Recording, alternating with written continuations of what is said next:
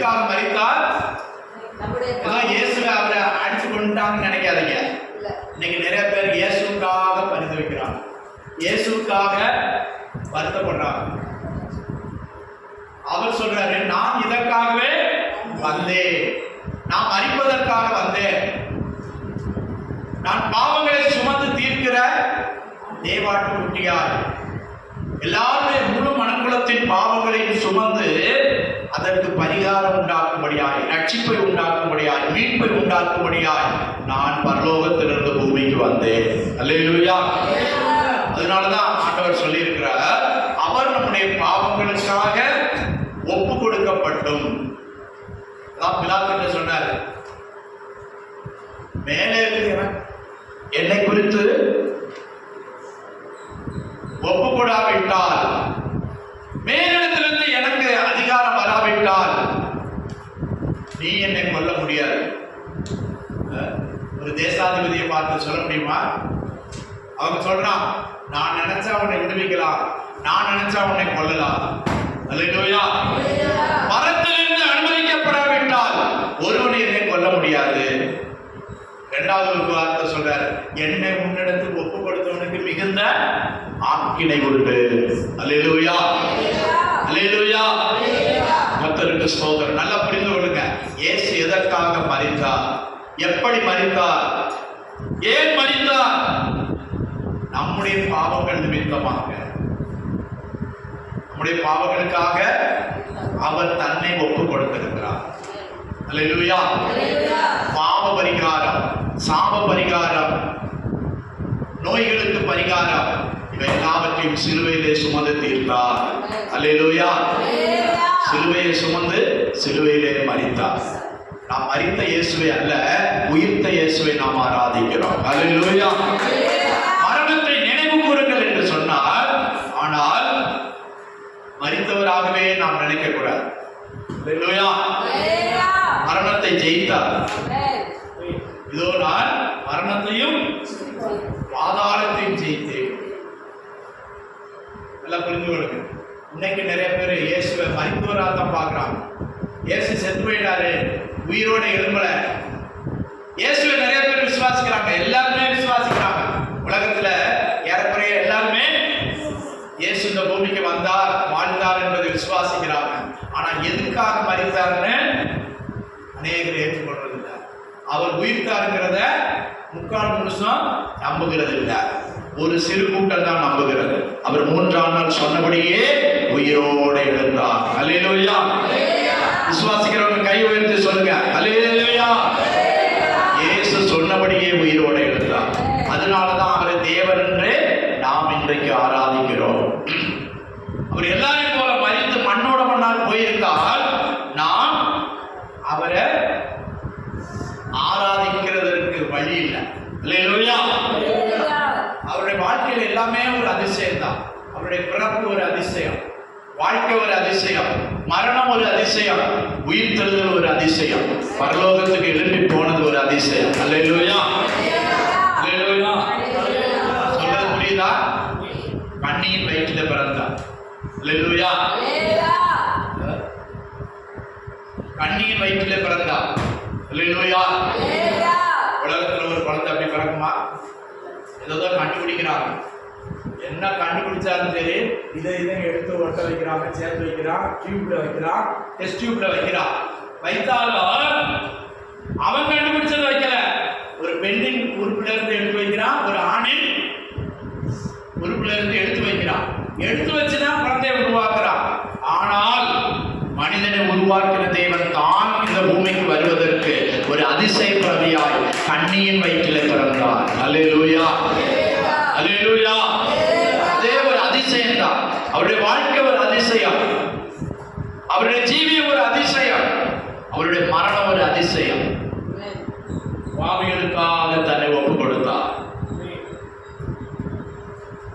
சொன்னபடியே உயிர் தெழுந்தார். அல்லேலூயா. அல்லேலூயா. கர்த்தருக்கு ஸ்தோத்திரம். நாம சொல்லணும், இயேசு கிறிஸ்து உயிர் தெழுந்தார். மற்றவங்களுக்கு சொல்லணும், நாம இயேசுவை ஆராதிப்பதற்கு காரணம் அவர் கல்லறை இன்னைக்கு வரை திறந்து கிடக்கிறது. ஒரு பாறையில வெட்டி அந்த பாறை இன்றைக்கு வர கல்லறை திறந்து கிடக்கு. கல்லறை திறப்பதற்கு கலெக்டர்கிட்ட பெர்மிஷன் வாங்கணும், ஒரு ஆதிபவாத அனுமதி கொடுக்கணும். அல்லேலூயா. ஆனால் யார்கிட்டையும் உத்தரவு கேட்கல, அவரே வந்துட்ட. அவரே வரும்போது யார்கிட்ட பெர்மிஷன் கேட்கலாம்? கர்த்தருக்கு ஸ்தோத்திரம். கல்லறைக்கு அடக்கி வைக்க முடியவில்லை. இந்த பூமிக்கு மற்றவர்களை போல மண்ணோடு மண்ணாய் மாற்ற முடியவில்லை. அல்லேலூயா. நம்ம வாசித்தோம், அவர் முகம் மின்னலை போல பிரகாசித்தது. எப்படி அவர் அடக்கம் பண்ணப்பட்டது? ரத்த காயங்களோட கரைகளோட சீலையிலே சுத்தி வைத்தார்கள். ஆனால் எழுப்பின போது எப்படி இருக்கிறாரா? மறுரூப சரீரத்தில் எழுப்பினார். அல்லேலூயா. அல்லேலூயா. மரித்த இயேசு அல்ல, புதிதும் ஜீவனுள்ளவராய் எழுப்பினார். அல்லேலூயா. அதே ரோமர்கள் நிருபம் 6ஆம் அதிகாரம் 9ஆம் வசனத்தில் வாசிப்போமானால், மரித்தோரிலிருந்து எழுந்த கிறிஸ்து இனி மரிப்பதில்லை என்று அறிந்திருக்கிறோம். மரணம் இனி அவரை ஆண்டு கொள்வதில்லை. இனி மரணத்தின் அவர் மேல மரணத்துக்கு அதிகாரம் இல்லை. இயேசு 3 பேரும் உயிர் தெழுந்தார், உயிரோடு எழுப்பினார். லாசருவை, சிறு பெண்ணை, நாயின் ஒரு வாலிபனை எழுப்பினார். ஆனா 3 பேரும் திரும்ப செத்தாங்க. அவங்க இன்னைக்கு வர உயிரோடு இல்லை. ஆனா இயேசு அப்படி இல்லை. அல்லேலூயா. நல்லா புரிந்து கொள்ளுங்க. எத்தனை பேர் மறுபிறவி என்று சொல்லி கொஞ்ச நாள் திரும்ப உயிரோடு எழுப்பினாங்க, இருந்தாங்க, வாழ்ந்தாங்க. ஆனா திரும்பவும் மரித்தார்கள். 2 அடக்க செலவு. லாசருக்கு 2 தடவை அடக்க செலவு. 2 தடவை அழுதுருப்பாங்க, 2 தடவை துக்கம் கொண்டாடி இருப்பாங்க. ஆனால் இயேசுவோ ஒரு முறை மரித்து பிற்பாடு சொன்னபடியே உயிர் தெழுந்தார். அல்லேலூயா. அங்கே தேவதூதன் சொல்றார், நீங்க வந்து பாருங்க, அவர் கல்லறை வந்து பாருங்க, அவர் வைத்த இடத்தை வந்து பாருங்கள். அவர் இங்கே இல்லை. அல்லேலூயா. எங்கே இல்லை? கல்லறைக்குள் இல்லை. கர்த்தருக்கு ஸ்தோத்திரம். சொன்னபடியே உயிர் தெழுந்தார். அல்லேலூயா. அவருடைய திருவாய் பொழிந்த வார்த்தைகளின் படியே உயிர் தெழுந்தார். கர்த்தருக்கு ஸ்தோத்திரம். அதனாலதான் இன்னைக்கு முழு உலகத்திலும் அவருடைய உயிர் தெழுந்த திருநாளை ஆசரிக்கிறாங்க. அல்லேலூயா. அல்லேலூயா. மாத்திரமல்ல, ஒவ்வொரு வாரமும் ஞாயிற்றுக்கிழமை நாம எதை ஆசரிக்கிறோம்? உயிர் தெழுந்த நாள். வாரத்தின் 1ஆம் நாள் அதிகாலையில் மகதலேனா மரியாள் இருட்டோட கல்லறை நிலத்திற்கு போனார். அல்லேலூயா. அல்லேலூயா. கல்லறை வைத்த இயேசுவை பார்க்க போனார். மரித்த சரீரத்திற்கு சடங்கு செய்ய போனார். ஆனால் அவருடைய வார்த்தையை கர்த்தர் நிறைவேற்றினார். உயிரோடு இருக்கிறவராய் தன்னை வெளிப்படுத்தினார். அல்லேலூயா. எவ்வளவு சந்தோஷம் இருந்திருக்கும். இயேசு எனக்கு இருந்த எத்தனை பிசாசு? மகதலேனா மரியாளுக்கு 7 பிசாசு இருந்துச்சா? 1 2 இல்ல. வாழ்க்கையே சூன்யமாய் இருந்தது. இந்த 7 பிசாசுகளை துரத்தி இருந்தார். அதற்கு நன்றி கடனாக தான் இயேசுவுக்கு இதெல்லாம் செய்தார். அல்லேலூயா. 3ஆம் நாள் சடங்கு செய்ய போனார். ஆனால் இயேசுவோ 3ஆம் நாள் சொன்னபடியே உயிர் தெழுந்தார். அல்லேலூயா. அல்லேலூயா. கல்லறையில் வந்து பார்க்கிறா, இயேசுவை காணோம். யாரும் தூக்கிட்டு போயிட்டாங்க. அங்க இருந்த தூதன்ட்ட கேட்கிறா, நீர் அவரை எடுத்துட்டு போயிட்டியா? அவர் சரீரத்தை வைத்த இடத்த எனக்கு சொல்லு, நான் போய் எடுத்துக்கிறேன். சரீரத்தை எடுத்து என்ன பண்ண போறேன்? அல்லேலூயா. எவ்வளவு அன்பு, எவ்வளவு பாசம், எவ்வளவு நன்றி. இன்னைக்கு ஆலயத்துக்கு வந்து எத்தனை நன்றி கேட்டவங்க இன்னைக்கு ஆலயத்துக்கு வரல, நன்றி இல்லை. அதுல இருந்து என்ன தெரியுது? ஆராதனைக்கு வராதது என்னது? பாஸ்டர் பார்க்கல, ஆண்டவருக்கு நன்றி இல்லை. அல்லேலூயா. பாருங்க, சீசர்கள் கூட தேடி வரல. சொன்னாரு, ஒரு ஆளுக்கு கூட ஞாபகம் இல்லை. ஸ்தோத்திரம். ஒரு ஆளுக்கு கூட ஞாபகம் இல்லை. அவர் சொன்னாரு, அடிக்கடி நான் 3ஆம் நாள் உயிரோட இருக்கிறேன். ஒரு சந்தேகமாவது வந்து பார்க்கிறாங்களா? இல்ல. ஆனா அந்த மகதலேனா மரியாள் சடங்கு செய்ய வந்தார். ஆனால் இயேசுவை உயிருள்ளவராக கண்டு அவருடைய பாதத்தை வணங்கினார். அல்லேலூயா, அல்லேலூயா. கர்த்தருக்கு ஸ்தோத்திரம். பாருங்க எவ்வளவு பெரிய ஆச்சரியம், எவ்வளவு பெரிய அதிசயம். அவர் தான் முதல் இயேசுவை உயிருள்ளவராக கண்டார்.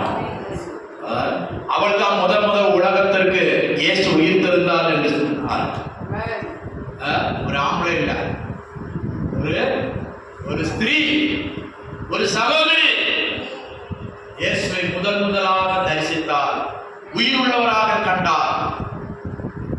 அல்லேலூயா. சீசர்களுக்கு வராத எண்ணம், அதிகாலையில் இருட்டோடு இயேசுவை தேடி போனார். இன்னைக்கு அதிகாலையில நாம் வந்திருக்கிறோம். சிலர் இருட்டோட வந்துட்டாங்க, சிலர் நேரத்துக்கே வந்துட்டாங்க. அல்லேலூயா. யாரை பார்க்க? உயிர்த்தெழுந்த இயேசுவை பார்க்க. அல்லேலூயா. உங்களுடைய ஆசைகளை நிறைவேற்றுவார், உங்களுடைய வாஞ்சைகளை, எதிர்பார்ப்புகளை அவர் நிச்சயமாய் நிறைவேற்றுவார்.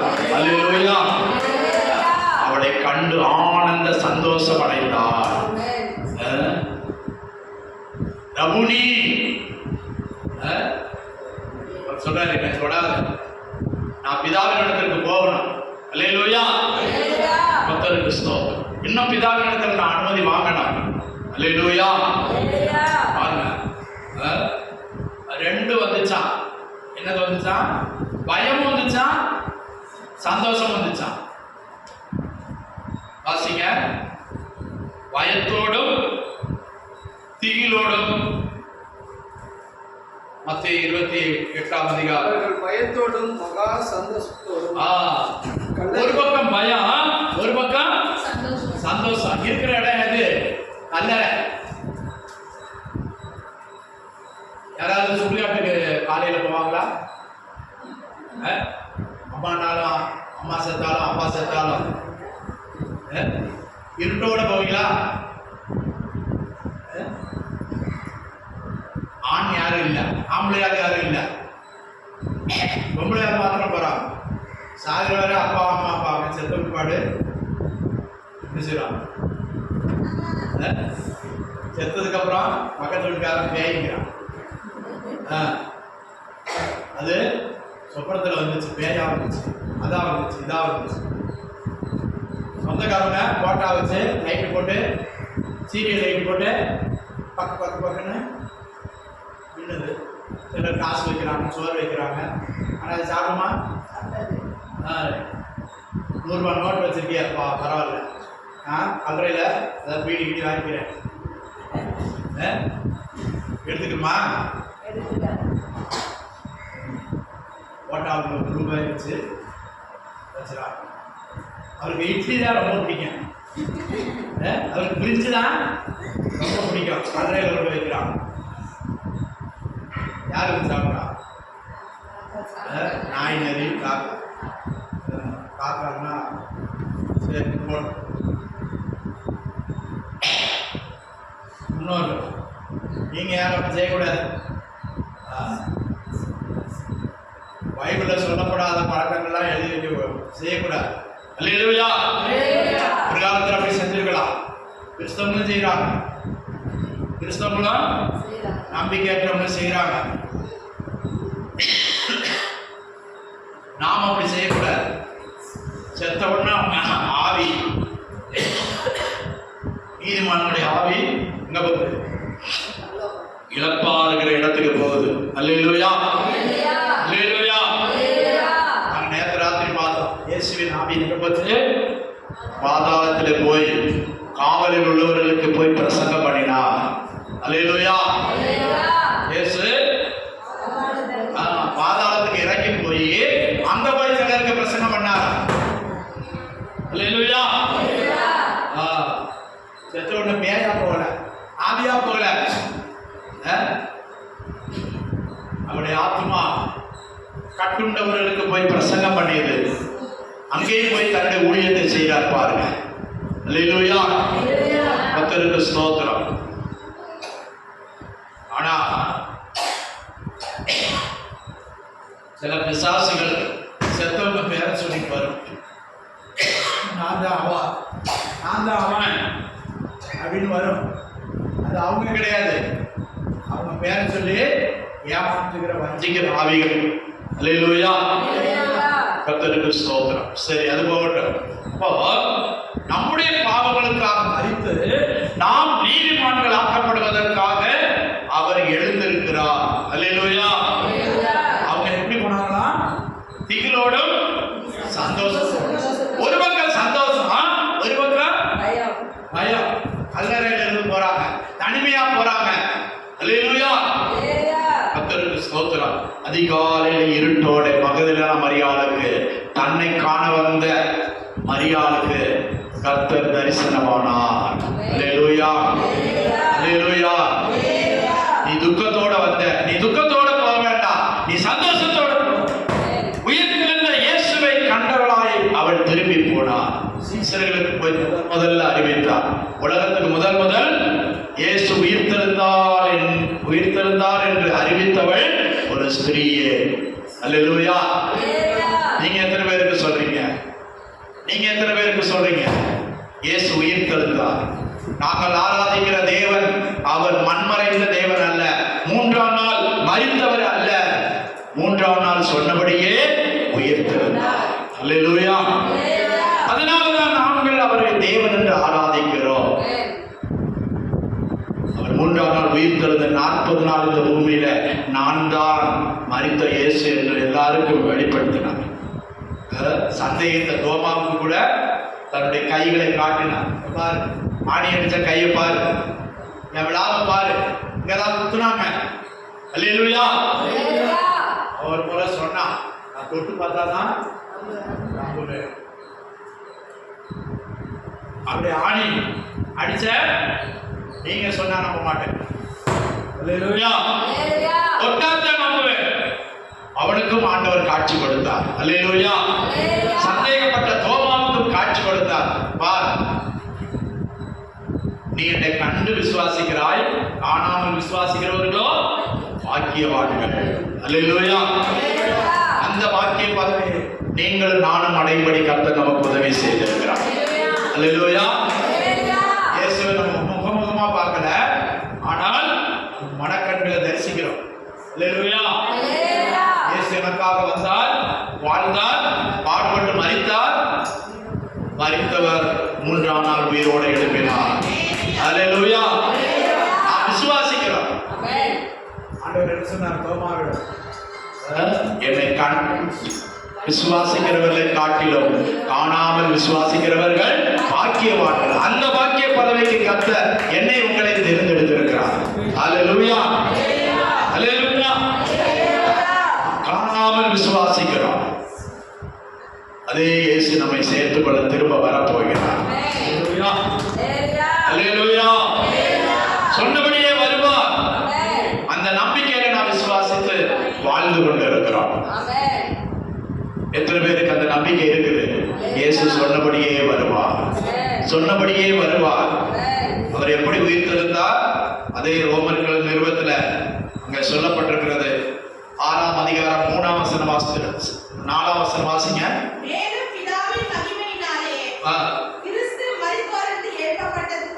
எப்படி எழுப்பினாரா? எப்படி? பிதாவின் மகிமையினாலே. அல்லேலூயா. இயேசு எப்படி எழுப்பினாரா? மகிமையுள்ள சரீரமாய், பிரகாசமுள்ள சரீரமாய் எழுப்பினார். மின்னலை போல அவருடைய முகம் பிரகாசித்தது. திரும்ப வாசிங்க. பிதாவின் மகிமையினாலே கிறிஸ்து மரித்தோரிலிருந்து எழுப்பப்பட்டது போல நடந்து கொள்ளும்படிக்கு அவருடைய மரணத்திற்குள்ளாகும் ஞானஸ்நானத்தினாலே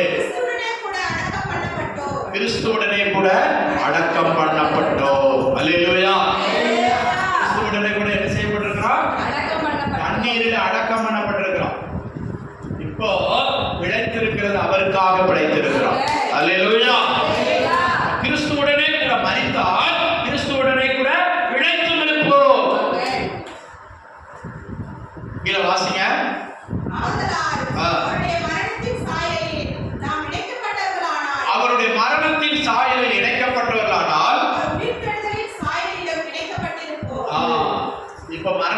சாயல் நமக்கு இருக்குது. இனி என்ன சாயல் நம்ம அடைய போறோம்? உயிர்த்தெழுதலின் சாயலை அடைய போகிறோம். அல்லேலூயா. இயேசுவானவர் எப்படி மரித்து உயிர்த்தெழுந்தாரோ அதே போல நமக்கும் ஒரு சாயல் வைத்திருக்கிறார். உயிர்த்தெழுதலின் சாயல். இப்ப மரணத்தின் சாயலை நாம் தரித்திருக்கிறோம். அவர் பாவத்துக்கு மரித்து நீதிக்காக பிழைத்திருக்கிறார். அல்லேலூயா. நாம் பாவத்துக்கு சிலுவையில் அறைந்து இருக்கிறோம். இனி பிழைத்திருப்பதோ அவருடைய செயல்களை வெளிப்படுத்துவதற்காக. வாசிங்க. மரித்தவர் பாவத்துக்கு நீங்கி விடுதலையாக்கப்பட்டிருக்கிறானே, ஆகையால் நாம் இனி பாவத்துக்கு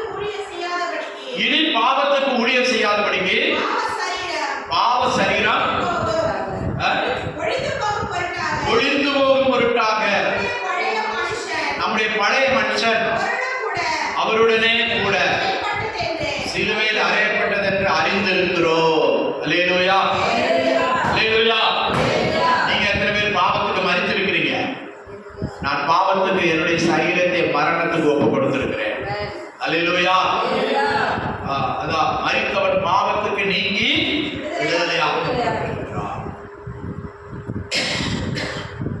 இப்போ ரெண்டு காரியம் மனிதனை ஆண்டு கொள்கிறது.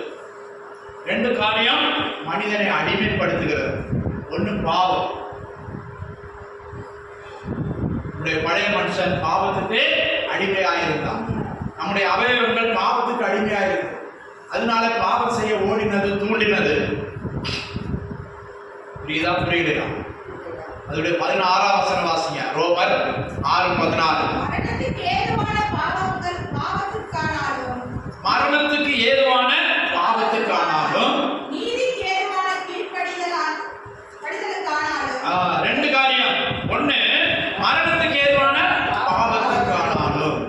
பாவம் எங்க கொண்டு போய் சேர்க்கிறது? கடைசியில பாவம் செய்து செய்து பாவத்தின் சம்பளம் மரணத்துக்கு கொண்டு போய் இருக்கிறது. அப்போ நீதிக்கு ஏதுவான கீழ்ப்படிதல். எல்லாம் கவனிங்க. நீதிக்கு ஏதுவான கீழ்ப்படிதல். ஆண்டவருடைய கர்த்தராகிய இயேசு கிறிஸ்துவுடைய கீழ்ப்படிதல் சிலுவை மரண பரியந்தம் தன்னை தாழ்த்தினபடினால் அதன் மூலமாக நமக்கு ஒரு என்ன வருது? விடுதலை வருகிறது, ரட்சிப்பு வருகிறது. பழைய ஆதாமாகிய ஆதாமுடைய கீழ்ப்படிதனாலே எல்லாருக்கும் பாவம் வந்தது. ஜென்ம பாவம். ஆதாம் என்ன செய்தான்? இதை சாப்பிடாதன்னு சொன்னோடனே ஏவாள் மூலமாய் அவன் அந்த பழத்தின் கனியை சாப்பிட்டான். கீழ்ப்படியாமே, டிசோபீடியன்ட். அதன் மூலமா என்ன வந்தது? பாவத்தின் சம்பளம் மரணம். நீ சாகவே சாவாய். நீ அந்த விருட்சத்தின் பலனை சாப்பிடுகிற நாளிலே சாகவே சாவாய். என்ன சாவு? ஆவிக்குரிய சாவு. ஆண்டவரை விட்டு தூரம் போகிற சாவு வந்தது. அல்லேலூயா. அதான் பாவத்துக்கு ஏதுவான, மரணத்துக்கு ஏதுவான பாவம். அதுக்கு நாம் ஒரு காலத்துல அடிமையாய் நம்முடைய சரீரத்தை ஒப்பு கொடுத்திருந்தோம். இனி நாம் எதற்கு? கீழ்ப்படியும்படி உங்களை அடிமைகளாக ஒப்பு கொடுக்கிறீர்கள். வாசிங்க, திரும்ப வாசிங்க. மரணத்துக்கு ஏதுவான பாவத்துக்கானாலும் நீதிக்கு ஏதுவான கீழ்ப்படிதலுக்கானாலும் எதற்கு கீழ்ப்படியும்படி? அதான் முக்கியம். கவனிங்க. எதற்கு கீழ்ப்படியும்படி? உங்களை அடிமைகளாக ஒப்பு கொடுக்கிறீர்களோ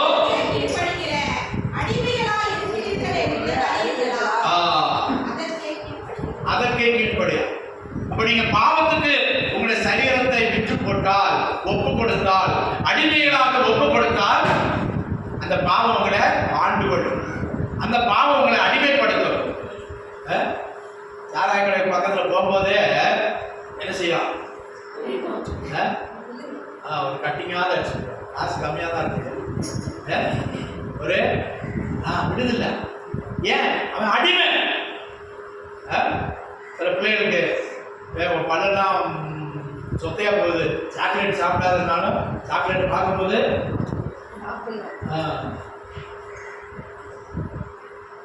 காசு கிடைச்சா தெரிஞ்சோ தெரியாமலோ, அப்பா அம்மாவுக்கு தெரிஞ்சோ தெரியாம என்ன செய்யுதுங்க? வாங்குது.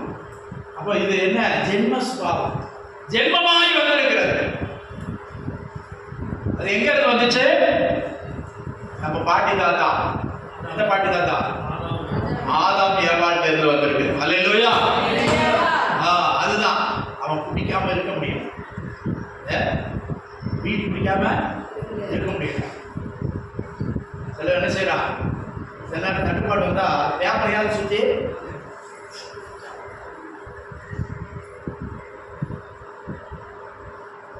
நான் 10ஆம் கிளாஸ் படிக்கும்போது முதல் 10ஆம் கிளாஸ் இப்போ சிஎஸ்எல் சர்ச் 1.5 மணி நேரம் தான் நடக்கும். கடற்கடன்னு ஒரு பாட்டு 2 பாட்டு பிரச்சனை எல்லாம் முடிச்சிருவாங்க. 1.5 மணி நேரம் காணிக்கை போட்டு போகலாம். அப்போ ஒரு முறை சும்மா வெளியே வந்தேன். வெளியே வந்தால் ஒரு வாத்தியார் வந்தார், ஒரு சயின்ஸ் வாத்தியார்.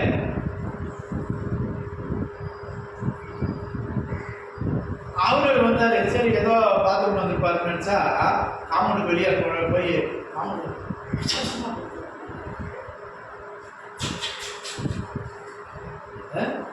அவசரமா இருக்கிறாரு. முடியல. 1.5 மணி நேரம் அப்பால் இருக்க முடியல. கிறிஸ்தவர் தான், ஆலயத்துக்கு வரவர் தான். ஆனா அந்த பாவம் என்ன செய்யுது? அவரை அடிமைப்படுத்தி இருக்கு. ஆலயத்துக்கு வந்தால் விடல, அவசரமா. இதுதான் நீங்கள் உங்கள் சரீரங்களை எதற்கு அடிமைகளாக ஒப்புக் கொடுத்திருக்கிறீர்களோ அது உங்களை ஆண்டு கொள்ளும், அது உங்களை அடிமைப்படுத்தும். அப்ப நீதிக்கு ஏதுவாய் கீழ்ப்படுவதற்கு ஒப்புக் கொடுத்திருக்கிறீர்கள். ஆனால் நம்ம இங்க வர்றோம், எத்தனை பேர் வசனத்துக்கு கீழ்ப்படுகிறோம்? எத்தனை பேர் ஊழியக்காரருக்கு கீழ்ப்படுகிறீங்க? எத்தனை பேர் ஆண்டவருக்கு கீழ்ப்படுகிறீங்க? அப்படியே நடக்க உங்கள் சரீரங்களை அவயவங்களை எத்தனை பேர் ஒப்புக் கொடுக்கிறீங்க? அல்லேலூயா. ஒப்புக் கொடுக்க மனசு இல்லாதவங்க இன்னைக்கு வரவும் இல்லை. கர்த்தருக்கு ஸ்தோத்திரம். அப்போ அந்த வாத்தியார் ஆலயத்துக்கு வந்தார். அவரை பரலோகத்துக்கு கொண்டு போனா, பரலோகத்துக்கு போயிட்டாருன்னு வச்சுங்க. அங்க போயிட்டு ஆண்டவர்கிட்ட கேட்பார்ல, எனக்கு சிகரெட் குடிக்காம இருக்க முடியாது. அப்ப எப்படி பரலோகத்துல இருக்க முடியுமா? வாக்கு போடுறாங்க, சிலர் பொடி போடுறாங்க, பொடியை வாயில தேய்க்கிறாங்க. சில போடுறாங்க அம்மா மாறுங்க. ஒரு ஆளுக்கு பேகரட்னா அப்படியே விழுந்துச்சு, டப்பா தேய்ச்சி விழுது. பொடி டப்பா தேய்ச்சுல. ஒரு பையன் காணிக்கை போடுறதுக்கு பேண்ட் பாக்கெட்ல இருந்து காசு எடுத்தான். எடுக்கும்போதே என்ன செஞ்சிருச்சு? அதோட சேர்ந்து வாக்கு பாக்கெட் கீழே விழுந்துருச்சு. ரூபாய் எடுக்குதான் தெரிஞ்சு செய்யல, யாருக்கும் தெரியாம தான் பாக்கெட்ல வச்சிருந்தான். அப்போ இதோட தான் நிறைய பேர் பல்லவத்து போகலாம்னு நினைக்கிறாங்க. அங்க ஆன்ஸ் வாங்கி வச்சிருப்பாரு ஆண்டவரு, நீ வந்தா போதுப்பா நான் உனக்கு. அப்ப நீ எதுக்கு அடிமையா இருக்கிற? ஆலயத்துக்கு வந்தாலோ ஆண்டவரே தேடினாலோ நம்முடைய சரீரங்களை அடிமைகளாய் ஒப்புக் கொடுக்கணும். ஏசு செஞ்சாரு, மரண பரியந்தம், சிலுவை மரண பரியந்தம் தன்னை ஒப்புக் கொடுத்தார். அடிங்க, இதை அடிங்க. ஏன்டா அடிக்கிறீங்க? நான் என்னடா தப்பு செஞ்சேன்னு கேட்டா சொல்ல முடியுமா? பதில் சொல்ல முடியுமா? மரணத்துக்கு ஏதுவான பாவம் என்ன செஞ்சார்? அவர் ஒன்றும் செய்யவில்லை. அல்லேலூயா. ஆனால் தன்னை ஒப்புக் கொடுத்தார்.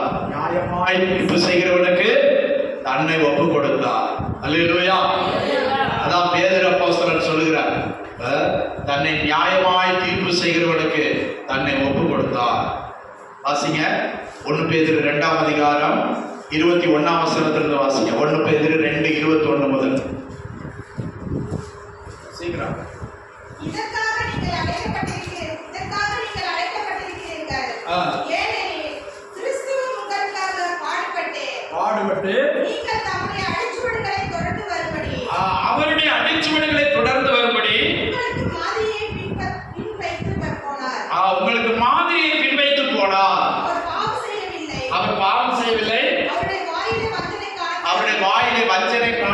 இல்லை. அவர் மையப்படும் போது பதில் வையாமலும் பாடுபடும் போது மற்றவங்களை பயமுறுத்துறதுன்னா பயமுறுத்தி இருக்கலாம். நியாயமாய் தீர்ப்பு செய்கிறவர்களுக்கு தம்மை ஒப்புவித்தார். அல்லேலூயா. நியாயமாய் தீர்ப்பு செய்கிறவர்களுக்கு தன்னை ஒப்புவித்தார். அல்லேலூயா. அல்லேலூயா. அவர் எதிர்த்து பேசல. இன்னும் ஏசாயா சொல்றான், மயிர் கத்தரிகளுக்கு முன்பாக சத்தமிடாது இருக்கிற ஆட்டை போல் இருந்தார்.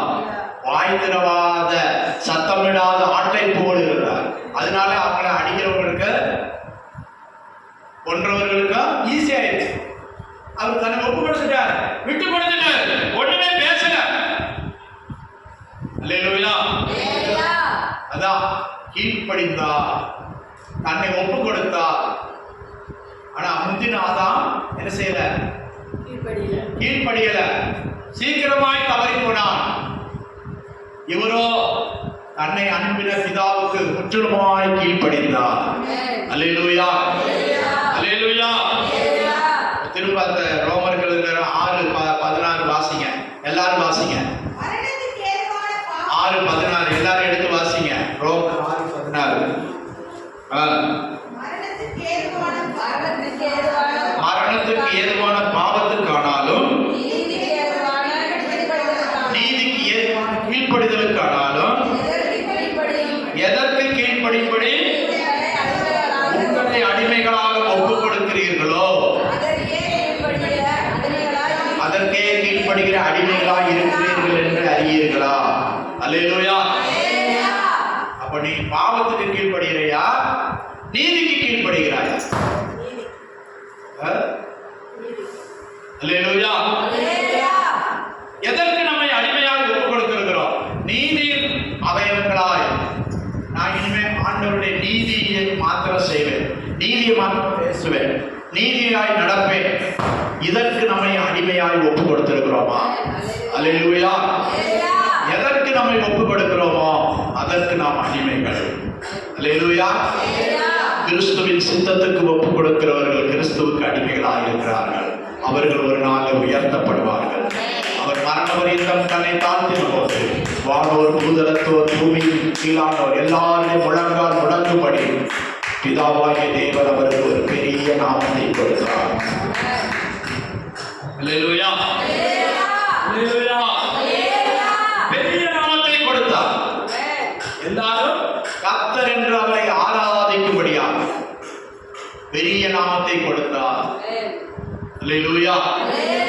கீழ்ப்படிய கீழ்ப்படிய அவரை தேவன் உயர்த்தினார். நாம் அதுபோல கீழ்ப்படிய கீழ்ப்படிய, வசனத்துக்கு கீழ்ப்படிய கீழ்ப்படிய, உபதேசத்துக்கு கீழ்ப்படிய கீழ்ப்படிய, தேவனுக்கு கீழ்ப்படிய கீழ்ப்படிய கர்த்தர் நம்மை உயர்த்துவார். அல்லேலூயா. எல்லா வானங்களுக்கு மேலாக உன்னை உயர்த்துவார். நீ அவருடைய மரணத்தின் சாயலில் இணைக்கப்படுவாயானால் அவருடைய உயிர்த்தெழுதலின் சாயலில் இணைக்கப்படுவாய். அல்லேலூயா. அல்லேலூயா. உனக்கு ஒரு உயிர்த்தெழுதல் இருக்கிறது, உனக்கு ஒரு மறுரூபம் இருக்கிறது. இயேசு எப்படி மரித்த அதே சரீரத்தில் உயிரோட ஏற்படும். பிதாவாகிய தேவன் முதல்ல அவனுக்கு ஒரு என்ன சரீரத்தை கொடுத்தாரு? பாவ மனுஷனுடைய சரீரத்தை கொடுத்தார். இப்ப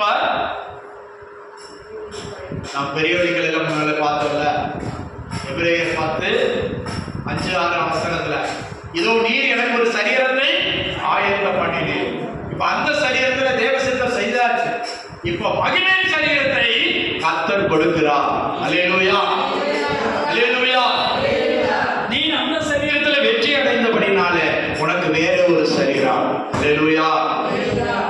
இதே போல நமக்கு ஒவ்வொருவருக்கும் ஒரு மகிமையின் சரீரம் காத்திருக்கிறது. அல்லேலூயா. அது உங்க ஜாடியில தான் இருக்கும். அந்த சரீரம் உங்க ஜாடியில தான் இருக்கும். ஓடி முட்டையில இருந்து குச்சி வருது, பிறக்கும் போது அப்படியே பயங்கர கருப்பா இருந்தாலும் அழகா இருக்கு, மஞ்சளா இருந்தாலும் அழகா இருக்கு. ஆனா வளர வளர யார் ஜாடியில இருப்போம்? அப்பா அம்மா ஜாடியில தான் இருக்கும். அல்லேலூயா. இதே போல தேவ மகிமையின் சாயலை நாம் அடைவோம். அந்த விசுவாசத்தில் தான் நாம் ஜீவித்திருக்கிறோம். அப்படியா நம்முடைய அவயவங்களை எதற்கு ஒப்பு கொடுத்திருக்கிறோம்? எதற்கு ஒப்பு கொடுத்திருக்கிறோம்? பாவத்திற்கா? பாவத்தின் சாயல். அல்லாவிட்டால் நீதியை அடையும்படி கீழ்ப்படிதலுக்கு ஒப்பு கொடுத்திருக்கிறோமா? இந்த 4ஆம் மாதம் 5ஆம் தேதியில ஒன்று கூட நாம் தீர்மானம் செய்வோம். சில வேளை 1ஆம் தேதி வருஷத்துல முதல் தேதியில சிலர் தீர்மானம் செய்திருப்பீங்க. இந்த தீர்மானத்தில் உறுதியா இருக்கிறீங்களா? ஆண்டவருடைய சித்தத்தை செய்வேன், ஆண்டவருக்கு பிரியமாய் நடப்பேன், ஆண்டவருடைய உயிர்த்தெழுதலின் சாயலில நான் இணைக்கப்படும்படியாக நான் என்னை ஒப்புக் கொடுக்கிறேன். அல்லேலூயா. இயேசு மரண பரியந்தம் தன்னை தாழ்த்தினபடினாலே எல்லா வானங்களுக்கு மேலாக உயர்த்தப்பட்டார். சிலுவையின் மரண பரியந்தம் வாய்த்திரவாத சத்தமிடாத ஆட்டை போல தன்னை ஒப்புக் கொடுத்தார். ஆனபடினால் எல்லாவற்றுக்கும் மேலாக உயர்த்தப்பட்டார். அல்லேலூயா. ஒரே ஒரு வசனத்தை வாசித்து முடிப்போம். அது ரோமர் 8:11 வாசனம். ரோமர் 8:11. இயேசுவை மரித்தோரிலிருந்து எழுப்பினவருடைய ஆவி உங்களில் வாசமாயிருந்தால் கிறிஸ்துவை மரித்தோரிலிருந்து எழுப்பினவர் உங்களில் வாசமாயிருக்கிற நம்முடைய ஆவியினாலே சாவுக்கு ஏதுவான உங்கள் சரீரங்களை உயிர்ப்பிப்பார். அல்லேலூயா. அல்லேலூயா. அங்க முதல்ல நம்ம வாசித்தோம், கிறிஸ்துவை மகிமையினால எழுப்பினவர். கிறிஸ்துவை தேவனுடைய மகிமையினால எழுப்பினார், மகிமையின் ஆவியினால். இங்கே என்ன சொல்லப்படுகிறது? இயேசு கிறிஸ்து மரித்தோரிலிருந்து எழுப்பினவருடைய ஆவி. ரெண்டு ஒண்ணுதான். இப்ப யார் எழுப்பினா? தேவன் ஒரு சத்தம் கொடுத்த உடனே பரிசுத்த ஆவியானவர் போய் எழுப்பிட்டார். அல்லேலூயா. இயேசுவை மரித்தோரிலிருந்து எழுப்பினார் யாரு? பரிசுத்த ஆவியானவர். பரிசுத்த ஆவியானவர். அப்ப அந்த ஆவியானவர் உங்களுக்குள்ளே வாசம் பண்ணினார். அவரை மரித்தோரிலிருந்து எழுப்பினது போல உங்களுடைய மரணத்துக்கு ஏதுவான சரீரங்களையும் சாவுக்கு ஏதுவான சரீரத்தையும் உயிர்ப்பிப்பார். அல்லேலூயா. அல்லேலூயா. அப்ப இது மண்ணோட மண்ணா மக்கி போகிற சரீரம் அல்ல. இந்த சரீரம் அழிந்து போனாலும் உங்களுக்கு ஒரு இன்னொரு சரீரம், மறுரூப சரீரத்தை ஆண்டவர் வைத்திருக்கிறார். அல்லேலூயா. அந்த சரீரத்துக்குள்ள நித்திய ஜீவன் பிரவேசிக்கும். அது பரிசுத்த ஆவியை பெற்றவங்களுக்கு தான். பரிசுத்த ஆவியை பெற்றுக்கொள்ளணும். பரிசுத்த ஆவியை பெற்றவர்களுக்கு கர்த்தர் அந்த மறுரூப சரீரத்துல தம்முடைய ஆவியை ஊற்றி நித்திய ஜீவனாய் மாற்றி உங்களை நித்தியத்திலே பிரவேசிக்க பண்ணுவார். அல்லேலூயா. கிறிஸ்துவை மரித்தோரிலிருந்து எழுப்பினவருடைய ஆவி உங்களில் வாசமாயிருக்கிறார். அந்த பரிசுத்த ஆவியானவர் உங்களில் வாசமாயிருந்தார். எத்தனை பேருக்கு சொல்ல முடியும்? இருக்கிறார். எனக்குள்ளே வாசம் பண்ணுகிறார். எனக்குள்ளே தங்கி இருக்கிறார். என்னை நடத்துகிறார். ஆலயத்துக்கு போ, இதை செய், இதை செய்யாத என்று சொல்லுகிற அந்த பரிசுத்த ஆவியானவர் தான் நம்மளை சத்தியத்துக்குள்ள வழி நடத்துகிறார். அல்லேலூயா.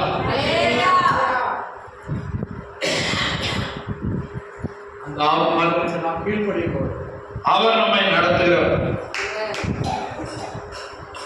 அவர் நம்மை நடத்துகிறார். அவர் நம்மை வழி நடத்துகிறார்.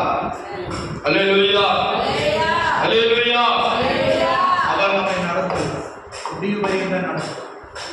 கொஞ்ச நாள் மாத்திரம் அல்ல, நம்மை முடிவு வரையும் தான் நடத்துவார். அல்லேலூயா. விசுவாசிக்கிறீங்க? இயேசுவை முடிவு வரையும் தான் நடத்தினார். முற்றுமுடியை நடத்தினார். மரணத்திலிருந்து எழுப்பினார்.